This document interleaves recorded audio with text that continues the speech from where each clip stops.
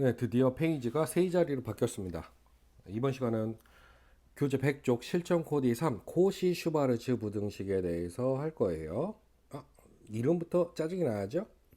자, 근데 이 내용을 설명드리기 전에 먼저 제가 안내를 드릴 것은 이 코시 슈바르츠 부등식은 교육 과정 외의 내용입니다. 즉 정규 교육 과정에서는 이걸 다루지 않는다는 얘기예요. 그렇기 때문에 이거는 선택적으로 수업을 진행하시면 되겠습니다. 학생들도 마찬가지고요. 우리 학교에서 수업 시간에 이런 내용을 전혀 다루지 않았다, 언급도 하지 않았다라고 하면 코시 슈바르츠 부등식은 몰라도 되고요. 그리고 해당 문제집들을 풀 때 코시 슈바르츠 부등식에 관련된 유형이나 문제들은 빼도 됩니다. 이걸 왜 넣느냐? 어, 일부 좀 공부를 빡세게 시키는 학교들과 시험을 어렵게 내는 학교들에서 이거 교육과정 외지만 이전 교육과정에는 들어가 있었거든요. 이전 교육과정들에서는 이게 들어가 있었기 때문에 선생님들께서 습관적으로, 관성적으로 요 부등식을 설명을 해주면서 요거에 관련된 응용 문제를 출제하시는 학교들이 종종 있습니다. 공부를 좀 잘한다는 학교들이요. 그리고 시험 문제가 어렵다는 학교들. 그런 학교들의 내신 공부를 대비하기 위해서 저도 이 교재 이 내용을 수록한 거지, 교육과정에서 이게 빠져있기 때문에 사실은 엄밀하게 얘기하면 내가 그런 거에 해당이 안 된다 그럼 공부를 안 해도 됩니다.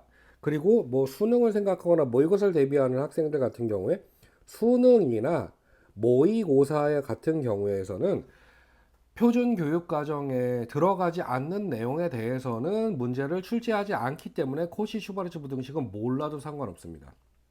되셨죠? 그럼 마음 편하게 생각하세요. 우리 학교에서 이걸 안 한다, 나는 이거 몰라도 되는 겁니다. 선생님들도 마찬가지예요. 선생님들도 알아두시면 좋지만 굳이 내가 가르치는 아이들이 학교에서 이걸 다루지 않는다라고 하면 요거 공부 안 시키셔도 되니까 그냥 참고로 수업을 정리를 해 두시고, 학생들은 참고로 한번 들어보시고 이해가 되면 그런가 보다, 이해가 안 되면 몰라, 이런 게 있나 봐, 그리고 넘어가시면 돼요. 자, 코시 슈바르츠 부등식은 뭐냐면 이름이 거창하죠. 코시와 슈바르츠, 풀 네임은 저도 몰라요. 근데 코시와 슈바르츠라고 하는 두 수학자가 발견해낸 부등식의 성질인데, 코시 슈바르츠 부등식도 모든 실수에 대해서 성립하는 절대 부등식입니다. 이런 절대 부등식을 이 두 수학자가 알아낸 거예요. 그럼 이 코시 슈바르츠 부등식은 뭐냐? 여기 박스를 볼까요? 자, 얘는 양수에 대해서만 성립하는 게 아니고 모든 실수 이 음수여도 상관이 없이 항상 성립하는데, 실수 A, B와 X, Y에 대해서 항상 다음 부등식이 성립을 하더라. 볼게요. A, B 한 세트로 논다라는 거 딱 알 수 있죠. X, Y도 같이 노는 놈이다. 그러면 A제곱 플러스 B의 제곱을 X제곱 플러스 Y제곱이랑 곱한 얘가 항상, 이번엔 또 A, B가 뭘로 들어갔어요? 개수로 들어갔죠? AX 플러스 BY의 전체 제곱보다 항상 더 크거나 같더라. 아이고, 요거 머리에 잘 안 들어오면 이렇게 몇 번 쓰셔야 될 겁니다. A제곱 B제곱과 X제곱 Y제곱을 서로 곱한 요 값은 실수 A, B, X, Y가 어떤 값이든 간에 AX 플러스 BY의 전체 제곱보다 항상 크거나 같다 등호는 요럴 때 성립을 하더라. 자, 요거는 그냥 식으로 기억을 해놓고 문제를 풀면서 익히는 게 가장 좋아요. 이제 제가 개념 설명을 한다고 해도 이게 뭔 소리야? 이렇게 되기가 쉽습니다. 어쨌든 설명을 드릴게요. 그러면 자, 보자고요. 이 부등식이 항상, 그러니까 이것도 부등식이니까 좌변의 식이 우변의 식보다 항상 크거나 같다라는 거를 증명을 먼저 해야 이게 옳다라는 걸 알아야 써먹을 수 있죠. 그래서 증명을 할 겁니다. 그러면 결국 대소관계를 증명을 한다는 얘기 아니야. 대소관계에서 가장 만만한 게 뭡니까? 일단 빼본다. 일단 빼요. 얘랑 얘를 서로 이렇게 뺐습니다. 그러면 둘 다 전개해야죠. 전개해서 AX제곱, AY제곱, 그 다음에 B a제곱 x제곱, a제곱 y제곱, 이제 말을 잘못했네요. 그 다음에 b제곱 x제곱, b제곱 y제곱 빼기 완전 제곱식 전개하면 a제곱 x제곱 플러스 2 곱하기 요거 곱해서 정리하면 abxy, 그 다음에 b제곱 y제곱 뺐습니다. 빼요. 자, 빼면은 어떻게 됩니까? 지워질 거 지워지죠. 여기서 빼면은 어떻게 돼요? 얘랑 누구? 얘랑 지워집니다. 그렇죠? 그 다음에 얘랑 소거가 되겠죠. 그래서 남는 거 요거 앞에 쓰고요. 요거 뒤에 쓰고요. 요 가운데랑 마이너스 붙여서 요렇게 오니까 어떻게 돼요? 요게 완전 제곱식의 구조가 갖춰졌다라는 거 보이십니까? 여기다 다시 보기 좋게 써볼게요. bx의 제곱 마이너스 2 곱하기 bx 곱하기 ay 플러스 ay의 전체 제곱이 얘가 그 완전 제곱식을 이렇게 인수분해가 됐네요. 근데 a, b, x, y는 다 뭐라고요? 실수라고요. 실수끼리 지지고 볶고 계산한 다음에 제곱을 했으니까 실수의 제곱의 결과가 나오는 거죠. 그래서 실수의 제곱은 항상 뭐 이상이다? 0 이상이다.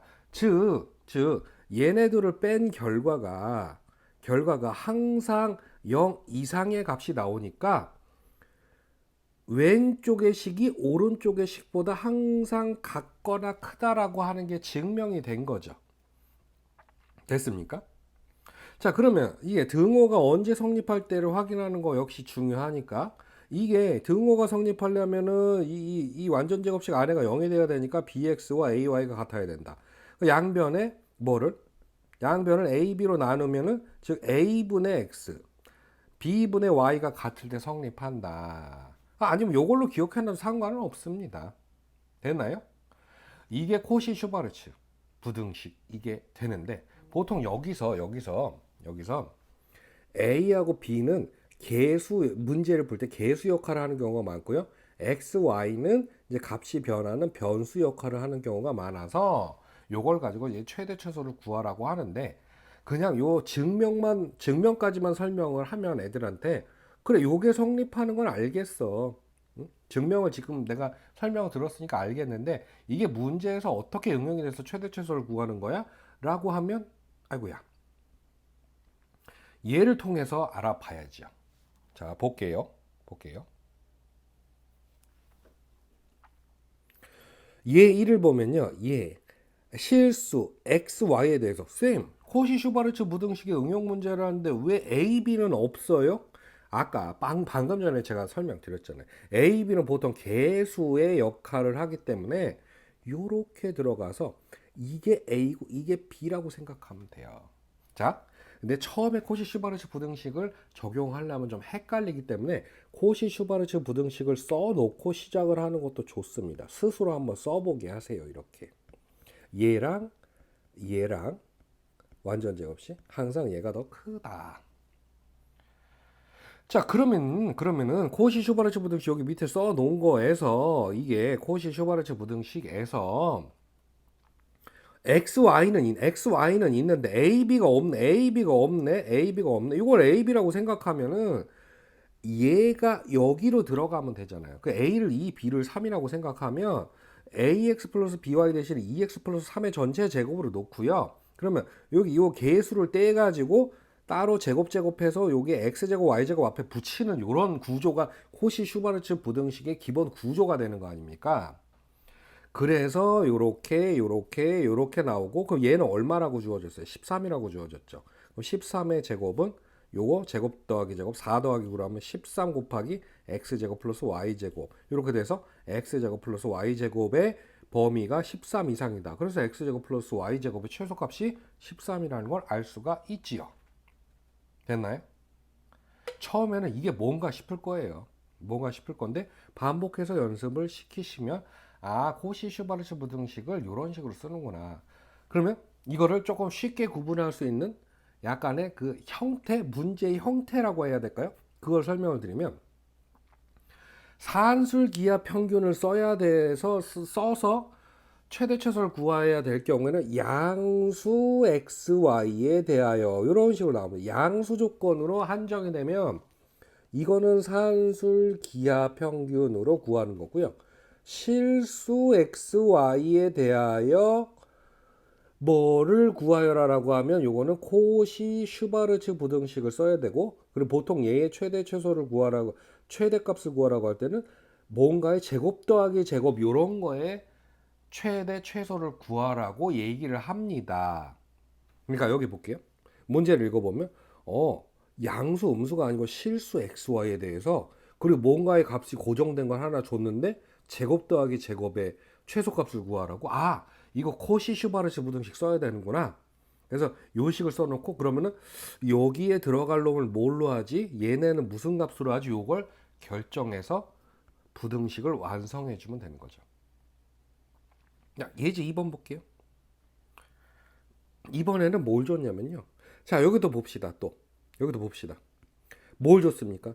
그 양수 음수가 아니고 실수 xy에 대해서, 이게 양수는 음수는 0이랑 상관없다 이겁니다. 그래 놓고 x제곱 플러스 y제곱의 값이 5라고 정해 놨는데, 그리고 나서 얘의 최대 최소를 구하라고 하는 겁니다. 그러면 또 코시 슈바르츠 부등식을 써놓고요. 아, 요게 얼마인지 줬구나. 그리고 이걸 구하라고 했으니까, 아, 얘가 2고 얘를 1이라고 하면 되는구나. 그래서 A 대신에 2, B 대신에 1을 대입해서 코시 슈바르츠 부등식을 완성을 하면 이렇게 된다 이겁니다. 그러면 여기 5가 되고요. 얘가 5고요. 얘도 5라고 주어졌으니까 5 곱하기 5는 요거의 전체 제곱. 그렇다면 요거의 전체 제곱은 25, 2야. 얘의 범위는 마이너스 5부터 5까지니까 2x 플러스 y의 최대값은 5, 최소값은 마이너스 5라고 하는 범위가 나오는 거죠. 되셨습니까? 코시 슈바르츠 부등식은 이런 식으로 써서 산술 기하 평균보다 뭐라 그래야 되지? 최대 최소를 구할 때 조금 더 복잡한 식의 최대 최소를 구하는 것도 가능하고요. 그렇긴 한데 좀 어렵습니다. 그래서 제가 이 강의 초반에 말씀드린 대로 학교에서 이걸 다루지 않았다 라고 하면 공부할 필요 없습니다. 그래서 선생님들께서는 아이들의 학교의 교육 과정이라든지 수업 내용을 확인하시고 이걸 선택적으로 진행을 하시길 당부드리겠습니다. 네, 이렇게 해서 절대부등식의 개념까지 다 했어요. 네, 절대부등식도 개념이 조금 있었죠. 그래서 이런 문제들 쭉쭉쭉쭉 풀어보시면 되고요. 다음 시간에는 뭘 나가겠다? 이제 새로운 대단원 함수 단원에서 다시 만나 뵙겠습니다. 수고하셨어요.